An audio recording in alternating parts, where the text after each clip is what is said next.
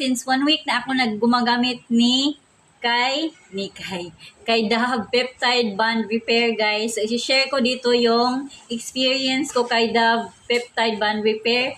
Maganda siya, guys. I think ito yung oil spray niya at ito naman yung serum. So, i-shake mo lang siya bago gamitin at magmi-mix na sila, guys. So, yan, nagamit ako, galing ako umalis at yan yung result niya. Maganda naman siya, guys. Hindi siya mainit, hindi siya oily at lalong hindi siya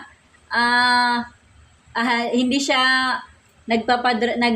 hindi ba nagda-dry yung buhok, kasi yung ibang serum, guys, nagpapadry ng hair siya. So ito maganda siya at nasusuklay lang ng hair mo, guys. So maganda naman, guys. So at napakabango niya, guys. Super. So kung gusto mo, i-click mo lang yung link sa description, guys. Si Dove Peptide Bond Repair. So thank you for watching. Be kind.